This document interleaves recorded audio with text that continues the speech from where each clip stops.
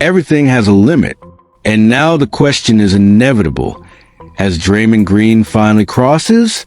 In the NBA, there are characters who transcend statistics, who divide opinions, who change the rhythm of a game with a shout, a stare, or a shove. Draymond Green is one of those characters. And in Game 6 between the Warriors and Rockets, he wrote another chapter in a story that never seems to change its script. Provocation, explosion, controversy. Still in the first quarter, the Golden State forward got into an altercation with Jalen Green.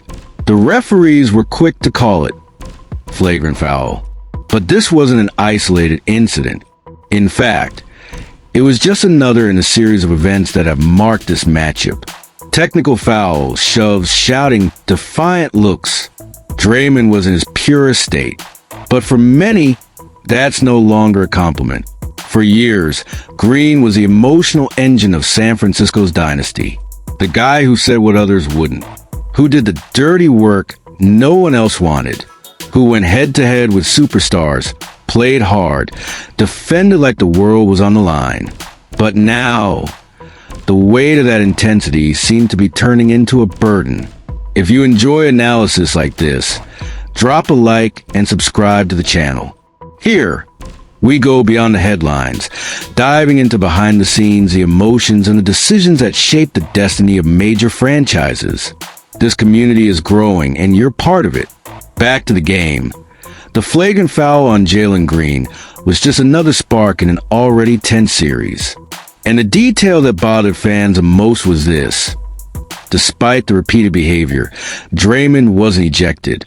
He didn't reach a second technical foul. And that reignited an old debate. Does the NBA treat Draymond Green with a double standard? On social media, the atmosphere was one of outrage. Many accused the referees of swallowing the whistle, of tolerating the intolerable, of letting Draymond do whatever he wants on the court. One name in particular went viral. NBA commentator Lacard Brinkley was blunt in a post on X. It's the NBA's fault for letting Draymond do this his whole career. I guarantee he's not going to do anything else. The sentence was short, but it hit hard, and it captured exactly how much of the audience feels. And here's the reflection. If it had been another player, would the referees have acted the same way? And more, what makes Draymond seemingly above harsher punishments? Is it his historical importance to the franchise? His charisma within the league? Or the NBA's simple desire to keep its stars on the court, even at the cost of the game's impartiality? The series between the Warriors and Rockets has been a mirror of Green's career, a roller coaster of talent and chaos. A player who certainly contributes with defense, energy, and game IQ, but who also constantly walks the edge of the cliff, and sometimes dives head first. Internally, Golden State maintains the same stance it's held for years. Protection, shielding, focus on the group. Steve Kerr didn't comment directly on the foul. No teammate criticized him. But silence often speaks louder than any statement. It's the silence of those who know there's a problem, but are no longer sure how to fix it. And the most ironic part is that, despite all the controversies, Draymond keeps playing. The line between explosive behavior and suspension hasn't officially been crossed. But emotionally for fans, for rivals, and maybe even for teammates, that line is long gone. In the past, this behavior was seen as part of the winning formula. It was the spice of the dynasty.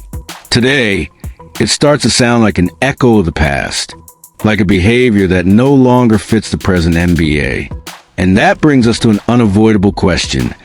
How long will Golden State continue to take this risk? How far will their loyalty go to a player who, while helping, also compromises?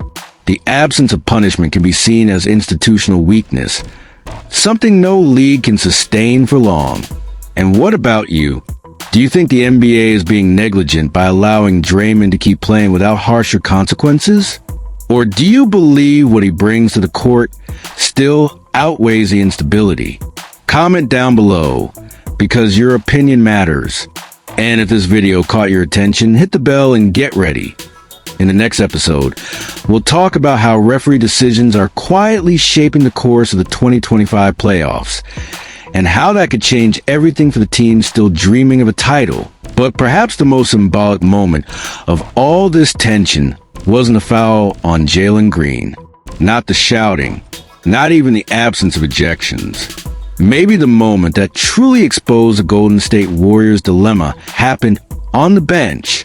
While Draymond was setting the game on fire with his chaotic energy, Jonathan Kuminga, young, athletic, and full of promise, remained seated, silent, motionless, as if waiting for a call he already knew wasn't coming. In yet another playoff game, Kaminga watched his minutes evaporate, and with them, perhaps his patience. The frustration, though unspoken, was visible in his blank stare, his restrained restlessness, his body ready to run that stayed still. And this is where the story changes tone, not because of a play, but because of the absence of one, not because of what was done, but because of everything that was left undone. In a recent article by NBA insider Brett Siegel from Clutch Points, Kaminga's future is beginning to take on a concerning, very concerning shape. According to Siegel, despite public statements from owner Joe Lacob and head coach Steve Kerr, both insisting that Kaminga is a central part of the team's future, the practical reality has been moving in the opposite direction. The message sounds good, but the minutes are scarce, and worse, unpredictable. The young forward no longer knows when or if he'll be called upon. The situation became even more delicate with the arrival and contract extension of Jimmy Butler. Yes, you heard that right. Butler, bringing experience and leadership from his Chicago days, didn't just shift the locker room. He completely altered the rotation, a dominant presence that directly pushed Kuminga to the edge of the board. From rising star to expendable piece? Maybe not yet, but the warning lights are flashing. Kaminga enters the offseason as a restricted free agent, meaning the Warriors can match any offer from another team. But for that to happen, he has to truly be in the plans. And so far, all we've seen are microphone promises and disappearing minutes. If you haven't liked and subscribed yet, now's the time. Because what's happening in San Francisco isn't just about rotation. It's about a crossroads, a turning point for one of the most iconic franchises of the modern NBA era. This isn't just about Draymond or Kaminga.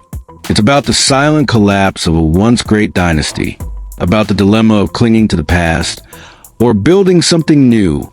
According to Brett Siegel, several franchises are closely monitoring the situation. The Brooklyn Nets, the Miami Heat, and especially the Chicago Bulls. The Bulls had already been on Golden State's radar before, especially because of one name in particular, Nikola Vucevic. Golden State's interest was real at last season's trade deadline, but the talks ran out of time. Now, with Kaminga seeing less and less action, the conversation could pick up again, and with much more urgency. Picture the scenario. The Warriors avoid losing Kaminga for nothing. The Bulls get a rising talent who just needs minutes and trust. And in return, Golden State receives experience, front court strength, and maybe one last chance to chase greatness with its veteran core. And it doesn't stop there. Siegel also mentions other names that could enter the equation. Ayo Dosunmu and Patrick Williams. Both young, versatile, with upside, pieces that, in a well-structured system like Golden State's, could thrive. And at the same time, open the door to a more organic generational transition. That is, of course, if the Warriors decide it's time to let go. Time to trade potential for stability. Future for present. But what's the plan, really? Steve Kerr says one thing. Joe Lacob confirms it. But the games tell a different story. Numbers don't lie. Kaminga is averaging 12.5 points per game, 4 rebounds, nearly 2 assists, Over 50% shooting from the field. Those are the numbers of someone who produces when given the chance. And yet, in the most crucial time of the season, he's on the bench, watching the game go by. Behind the scenes, the Chicago Bulls aren't hiding their moves either. Arturas Karnisovas, the architect of the team's rebuild, had already promised the Bulls would be aggressive this summer. And with Vucevic, Dosunmu, and Williams under contract, there's fuel for a real trade, one that could shake up both conferences. And maybe this is Golden State's last chance to make its message count.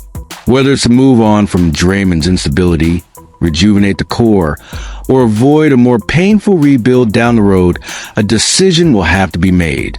And soon. Do you think Kuminga deserves a bigger role in Golden State? Or is it time for him to seek a new beginning, away from the shadows of Butler and Green? Are the Warriors ready to give up tomorrow to try winning today? Drop a comment and join the conversation.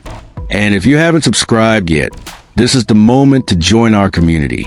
Because in the next video, we're diving into the real impact of a potential trade between the Warriors and Bulls. Who wins? Who loses? And what does that trade say about the future of the NBA? Hit that bell and share this video with that friend who still believes Kaminga can be an all-star. Because here, every rumor has roots, and every silence might be hiding a truth that changes everything.